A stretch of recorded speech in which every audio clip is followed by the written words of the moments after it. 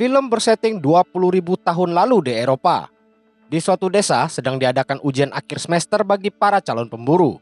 Sang kepala suku bernama Tau ditemani wakilnya bernama Sigma memberi penilaian pada mata tombak yang mereka buat. Dari 5 peserta ujian, hanya pemuda bernama Kappa serta Popol yang lulus. Untuk merayakan kelulusan itu, mereka pun dihadiahkan gebukan dan tendangan dari pemburu senior lain. Mungkin ini adalah asal muasal sekolah suzuran. Malah yang gak lulus yang selamat. Entah kenapa, Tau kelihatan gak tega sama aksi mereka. Apalagi saat istrinya bernama Ro menatapnya, dia auto bubarkan aksi keroyokan itu. Lalu Tau julurkan tangan ke Popol yang udah bonyok-bonyok untuk memeluknya. Barulah kita tahu di sini kalau Popol adalah anak sang kepala suku. Sebagai ucapan selamat atas kelulusannya, Popol diberikan kalung milik sang kepala suku serta berharap kalau sang anak suatu hari kelak bisa menjadi seorang kepala suku yang pemberani. Malamnya diadakan upacara penabisan kedua pemuda sebagai pemburu oleh sang mage desa bernama Vexana. Upacara itu juga disaksikan seluruh warga desa termasuk orang tua Popol. Selesai minum spiritus dari cawan, Popol dan Kappa resmi menjadi pemburu.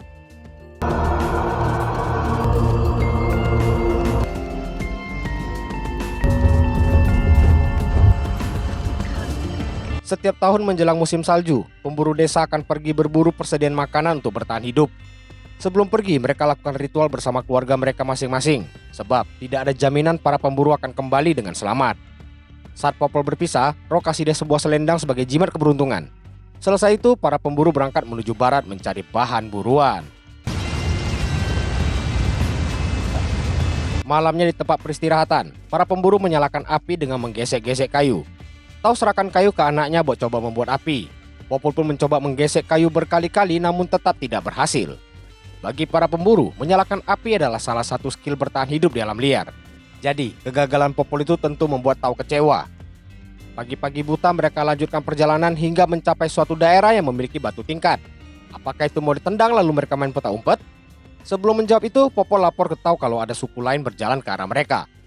Para pemburu dari suku lain itu dipimpin seorang kepala suku bernama Si. Dengan tampang sangar dia dekati Tau. Begitu juga Tau yang maju beradu tatap sama Si. Puas adu tatap, mereka pun berpelukan. Rupanya kawan. Dengan perasaan bangga, Tau kenalkan dua pemburu level epic yang salah satu adalah anaknya. Lihat Popol, Si pun teringat anaknya yang tidak lagi bisa ikut mereka berburu karena udah mokat. Si datangi Popol dan berharap kelak dia bisa nyusul bapaknya ke mitik dan bukannya malah jadi epic abadi. Kemudian diketahui batu tingkat tadi dinamakan Jalan Suci dan merupakan titik nol menuju area berburu para pemburu. Batu yang dibuat nenek moyang mereka ini juga adalah penanda jalan pulang mereka setelah berburu.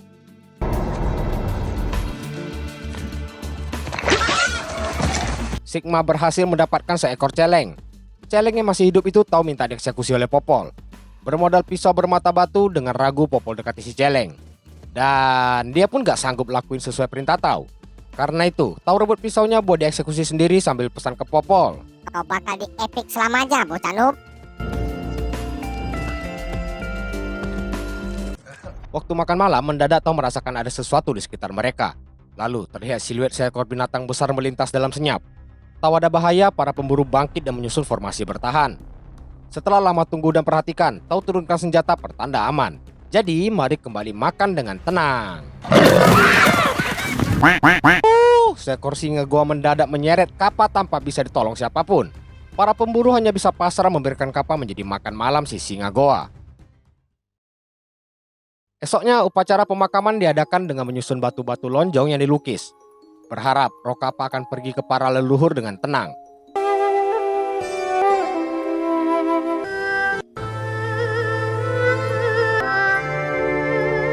Malam itu mereka beristirahat di dalam sebuah goa. Ada yang cukuran, ada yang bikin tato, ada yang mani-pedi. Popol sendiri lagi ditato bergambar titik bintang di tangannya sebagai penanda arah pulang apabila dia tersesat di malam hari. Tato menyerupai rasi bintang yang mereka percaya adalah cahaya para leluhur yang akan menuntun mereka. Di saat bersamaan, Tau dan Popol dengar lolongan suara alfanya serigala, yakni serigala yang dipercaya kawanannya untuk memimpin serta menjaga mereka. Walau para alfa selalu dikelilingi bahaya karena menjadi incaran, para alfa tidak boleh tunjukkan kelemahan mereka di hadapan siapapun. Alfa bukanlah sifat bawaan lahir, melainkan diperoleh dari keberanian dan hati yang selalu tenang. Esoknya, Si temukan jejak suatu hewan. Kau tanpa ragu mengobok-obok itu sambil dicium untuk memastikan mereka dekat dengan target buruan. Jadi mereka segera lakukan persiapan layaknya Rambo di hutan Vietnam. Menggunakan lumpur sebagai penyamaran, perlahan mereka merayap ke arah kawanan bison. Dengan tenang dan sabar mereka menanti kesempatan menyerang. Saking tenangnya ada semut di tangan pun dilahap pemburu. Mayan dapat daging. Setelah memastikan keadaan, Tao mengajak semua menyerbu maju. Tahu ada serangan, para bison justru mengarah ke para pemburu untuk bersiap tawuran. Dengan semangat pantang disate atau direndang, para bison merangsek maju. Saat jarak dirasa cukup dekat, para pemburu melempar tombak ke kawanan bison. Bukan untuk melukai, melainkan mengubah jalur bison agar bisa diarahkan ke tepi jurang. Ini contohnya.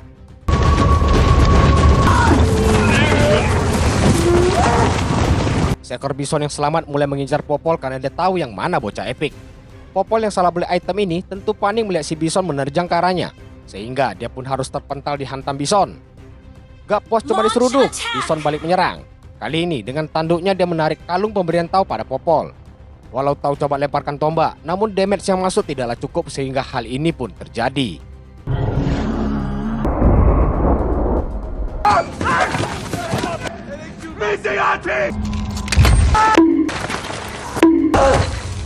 Defeat. Akibat takut dimarahi istrinya, Tao berniat turun buat periksa Popol. Tapi Sigma dan Si segera menarik balik Tao. Sigma ingatkan kalau Tao adalah pemimpin mereka. Jangan sampai mereka pun harus kehilangan dirinya juga. Para pemburu lanjut ke bawah jurang buat membawa balik para bison sebagai bahan makanan. Di momen itu, Si datangi Sigma untuk berpamitan dan titip pesan buat Tao yang masih berada di puncak untuk ikhlaskan kematian Popol. Selesai berpesan, Si pun balik bersama para pemburu sukunya ke desa. Sementara itu, pemburu yang dipimpin Tao memutuskan bermalam demi menemani sang kepala suku yang masih berduka. Sebagai wakil, Sigma ingatkan Tao untuk ikhlaskan Popol agar arwahnya bisa tenang bersama leluhur. Karena itu, esoknya Tao mengadakan upacara pemakaman untuk sang putra. Dengan berat hati, dia melepas kepergian Popol untuk selamanya. Sebagai penutup upacara, dia taburkan suatu bubuk ke tempat Popol berada. Gak tahu bubuk apa, yang pasti bukan bon cabe.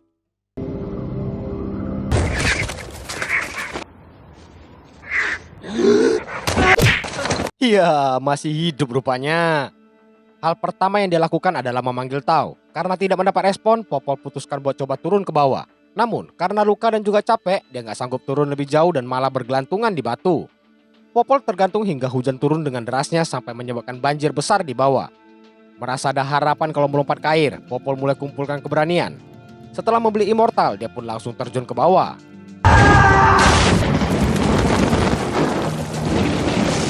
Untung ada immortal, jadi Popol pun selamat tapi tetap mengalami luka di kaki. Akibat kehausan dia mencari minum di sekitar. Popol beruntung karena nemuin kolam Milo. Setelah puas minum dia periksa kakinya yang bengkak sangat parah. Dengan menyusun batu di sekitar kaki, Popol berusaha setting kakinya ke setelan pabrik. Lalu bermodal kayu dan sutas tali dia ikat ke kakinya sebagai penyangga. Kemudian berjalan balik ke puncak dan mendapati sukunya telah lakukan upacara pemakamannya. Puas renungi nasib, dia pun mengamuk dengan menghancurkan susunan batu. Popol yang capek jalan putuskan baring sebentar hingga dia sadar. Posisinya sangat rawan karena berada di alam terbuka. Ditambah, dari kejauhan dia lihat sekelompok kawanan serigala lagi patroli. Daripada dimangsa serigala, Popol pergi mencari tempat berlindung. Malam itu, dia putuskan tidur di atas sebuah pohon kering. Paginya dia pergi mengisi tumbler Starbucks sambil sarapan cacing yang kaya akan protein. Gak kenyang cuman cacing, seekor lalat yang lewat juga jadi tambahan vitaminnya. Tanpa sadar, kawanan serigala mendekat ke arah Popol. Lihat kedatangan serigala, Popol bergegas balik ke pohon namun belum sempat sampai ke atas, seekor serigala berhasil menggigit kakinya. Popol berusaha melawan dengan melukai si serigala pakai pisau. Serigala yang terluka pun auto kaing-kaing seraya pergi menjauh. Dan akhirnya Popol aman sampai ke atas sedangkan serigala yang luka terbaring lemah gak jauh dari posisinya.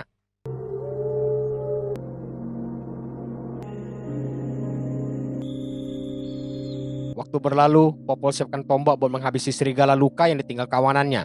Sampai ke posisi serigala, Popol mulai ragu waktu lihat tampang serigala yang udah gak berdaya dengan bekas luka di kaki.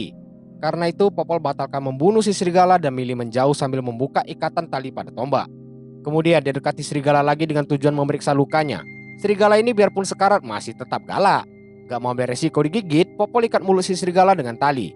Lalu dia gendong si serigala untuk dibawa ke tepi sungai buat bersihkan lukanya. Saat itu, kawanan hyena muncul di belakang mereka. Takut diserang, Popol bawa serigala untuk bermalam di tempat yang lebih aman hingga mereka tiba di sebuah goa. Untuk menghangatkan badan, Popol coba buat api dari kayu namun dia kembali gagal. Paginya, Popol bangun dengan ditatap sini si serigala. Gak mau pedulikan serigala, Popol pergi ke sebuah altar persembahan untuk ambil batu dan cobek di sana. Lalu dia keluar dan kumpulkan dedaunan untuk ditumbuk jadi sambal. Bukan sambal, tapi itu adalah obat tradisional buat sembuhkan bengkak pada kakinya. Begitu selesai, Popol lanjut minum yang dibarengi si serigala yang berhasil buka ikatan mulutnya. Merasa si serigala haus, Popol tuang air ke dalam cobek untuk minum si serigala. Dengan takut-takut dia dekati sambil meracau ke serigala yang entah ngerti atau enggak itu. Tapi akhirnya usahanya itu berhasil juga. Sore hari, Popol kumpulkan belatung ke dalam cobek. Setelah itu dia melepas selendang pemberian roh buat membersihkan luka serigala. Setelah bersih dia taruh belatung ke lukanya agar cepat kering. Popol yang ingat si serigala udah lama nggak makan ini pun membagi belatung sama dia. Tanpa pedulikan harga dirinya sebagai serigala, namanya lapar, sang serigala pun ikut makan belatung. Pagi pun menghampiri, bermodal batu si Popol pergi berburu kelinci. Usahanya berhasil jadi dia balik ke goa buat bersiap dimasak sambil diliatin serigala yang lapar. Waktu Popol lagi buat api, serigala coba pergi merebut kelinci namun malah digaplok.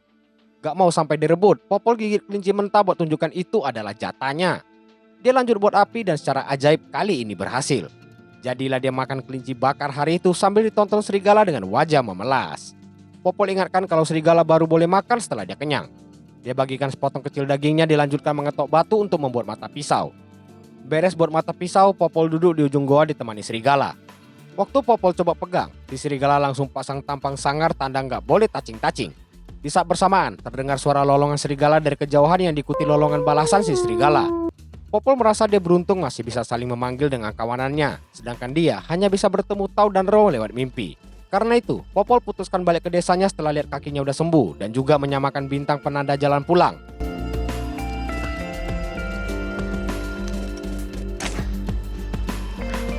Hari berikutnya, Popol persiapkan segala sesuatu sebelum melakukan perjalanan pulang. Setelah beres, dia mau ambil selendang pemberian roh. Namun si serigala ini sepertinya nggak rela selendang itu diambil balik sehingga aksi rebutan pun terjadi di antara mereka. Walau begitu, Popol berhasil ambil kembali. Waktu mau pergi, dia pun mengusir si serigala agar balik ke kawanannya. Serigala tampak cuek dan tetap nyantu di sana sambil liatin si Popol yang pergi. Siapa sangka si serigala diam-diam ikuti orang yang selamatkan nyawanya itu.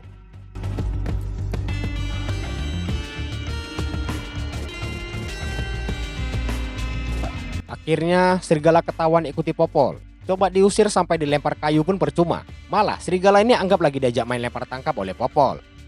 Di suatu lembah, insting berburu serigala muncul tak kalah melihat 3 ekor celeng. Tanpa nunggu aba-aba, si serigala langsung menerjang mengejar celeng. Seekor celeng coba diarahkan agar bisa ditombak Popol. Sayangnya si Popol ini baru epic jadi meleset. Karena itu, dengan tampang sini serigala liatin Popol sambil mikir, bocah beban gak guna. Tahu lagi dihakimi, Popol berusaha mencari alasan atas gagalnya usaha dia tadi. Serigala pun merespon, mending kau AFK aja lah. Kemudian mereka lanjutkan perjalanan dengan si Popol yang bersiul-siul. Lihat serigala merespon siulannya, Popol merasa bisa memanfaatkan untuk berburu. Jadi, besoknya mereka praktekkan dan inilah hasilnya. 2,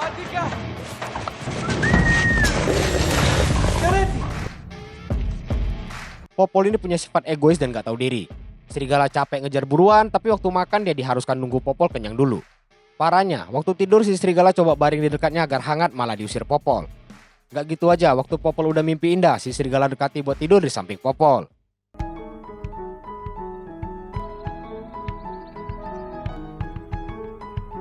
Saat pagi, serigala bangunkan Popol dengan jilatan. Popol yang bangun malah ngatain si serigala bau. Karena itu timbullah niat Popol buat mandikan dia. Serigala ini sepertinya alergi sama air. Daripada dia bau, Popol kejar dan menggendongnya buat dilempar ke danau. Selesai mandi, udah wangi, bersih dan ganteng, serigala putuskan menangkap ikan buat makan malam mereka nanti. Setelah lewati banyak hal bersama, mereka kini semakin tidak terpisahkan. Maka, hari itu si serigala diberi nama Kupa oleh Popol. Dan inilah awal persahabatan mereka. Ngaco sekali ya. Bodoh amat.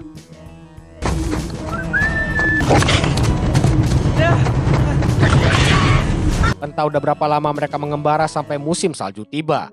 Malam itu, saat istirahat, Popol didatangi alfanya kawanan Kupa. Gak mau sampai terjadi pertumpahan darah, si Kupa maju buat negosiasi. Selesai nego, si alfa pun tinggalkan mereka berdua. Di momen ini, Popol yang gak tega ikhlaskan Kupa balik ke kawanannya. Walau berat, Kupa ikuti maunya hingga kini menyisakan Popol sendirian.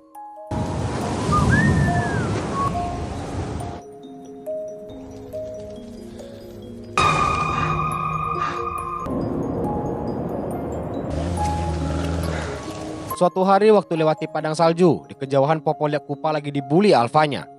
Karena itu Popol segera lari menghampiri Kupa hingga pijakan es tipis di sekitarnya pecah yang buat Popol jatuh ke dalam. Dalam air, sekilas Popol lihat Kupa sibuk mengejarnya dari atas dan mencoba memecahkan es namun gak berhasil. Popol coba pecahkan es pakai pisau tapi pisaunya malah terlepas. Di situasi hidup dan mati itu, susah payah Popol coba meraih pisaunya.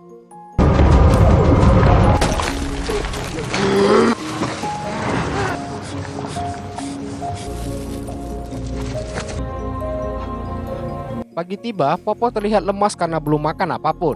Dia terus berjalan dengan tenaga tersisa hingga nemuin jejak kaki manusia di sekitar. Gak jauh dari situ, dia lihat seseorang duduk di luar tenda. Tanpa pikir panjang, Popol dan Kupa dekati buat minta pertolongan. Tapi ternyata orang tersebut udah mati membeku sambil duduk. Popol yang udah kelaparan segera masuk ke tenda buat cari makanan namun tidak menemukan apapun. Bahkan Popol alami batuk darah yang mungkin diakibatkan paru-paru basah.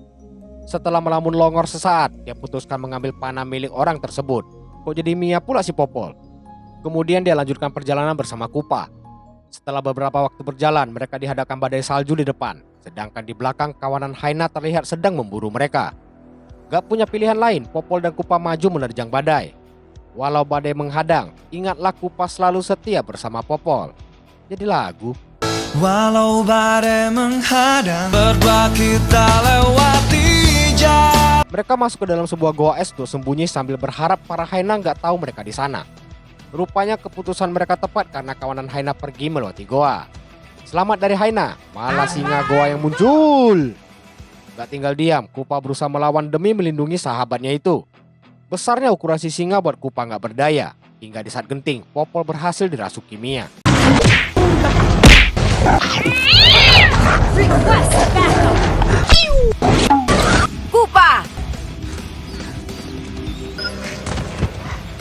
Kupa terluka sangat parah, sedangkan si singa berakhir jadi makanan. Kondisi Popol dan Kupa yang sangat lemah sampai buat mereka nggak sanggup menerima makanan. Jadi mereka pun istirahat sebelum mulai lanjutkan perjalanan.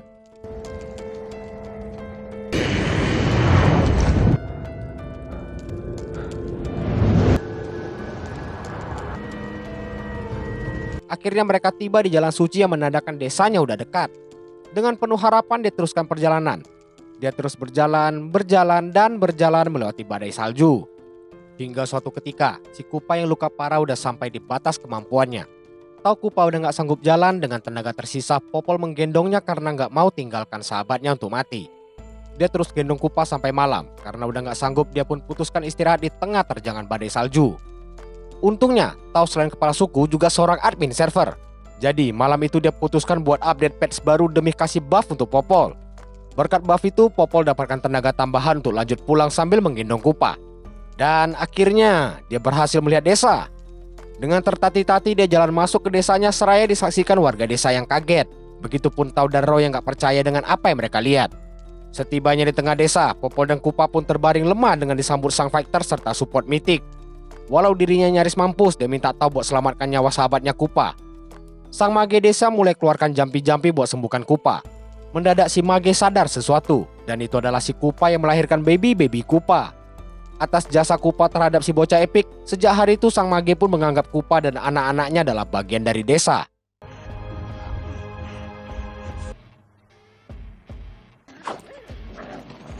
Musim salju berlalu, Kupa dan Popol juga udah sehat kembali, begitupun para baby Kupa. Seekor baby Kupa yang dekati Popol diangkat diiringi lolongan sang baby. Sejak saat itu, karena beraliansi dengan serigala, suku mereka mendapat marga Stark, sehingga menjadi cikal bakal lahirnya klan Winterfell di masa Game of Thrones. Tamat! Endingnya suka-suka aku gitu mencocoklogi kan? Gak apalah ya, jangan terlalu serius, bego nanti. Demikian awal pertemuan Popol dan Kupa. Setelah mereka sehat, suku mereka kirim mereka ke Land of Dawn sebagai perwakilan. Makin ngawur. Dah, film keren-keren malah ngaco ku buat. Semoga kalian gak keberatan sama cocoklogi ini ya. Gimana pun film ini beneran keren kalau kalian nonton langsung. Emosi waktu Kupa sekarat itu beneran dapat banget. I love it. Oke, sampai sini aja video kali ini. See you all soon. Dah.